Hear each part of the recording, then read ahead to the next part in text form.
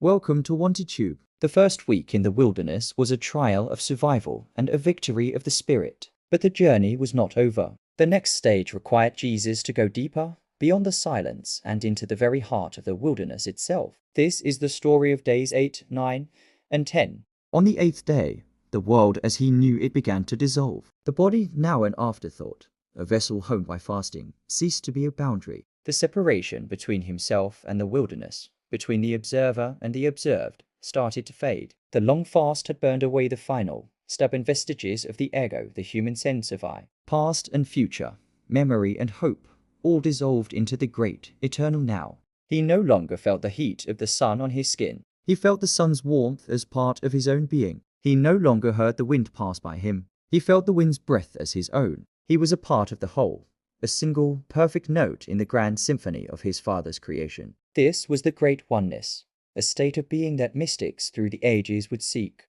The stone does not strive, it simply is. The sand does not resist, it simply is. The light does not question, it simply is. In you, Father, all things are one. The breath in my lungs is the breath of the wind. The warmth in my blood is the warmth of the sun. The stillness in my soul is the stillness of the stone.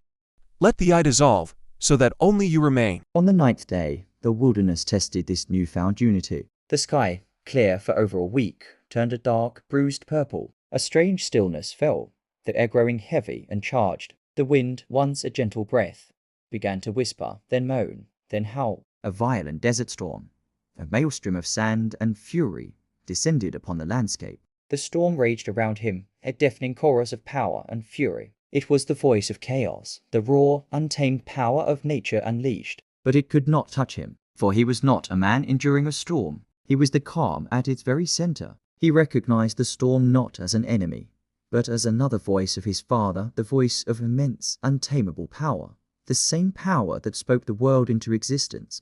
Your voice is in the thunder, your power is in the wind. Your cleansing is in the sand. I do not fear your power, Father, for I am born of it.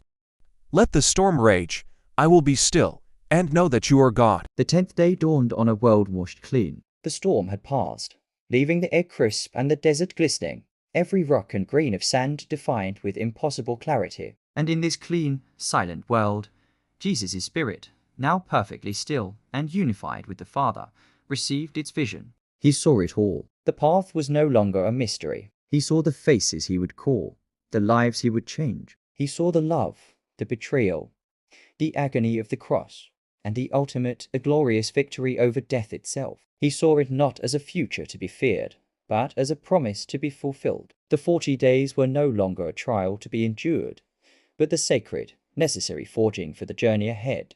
The 10th day was the day of purpose. The boy from Nazareth had died in the wilderness, and the Christ, the Savior of the world, was fully realized, ready for the 30 days of patient waiting that remained before his return to the world of men.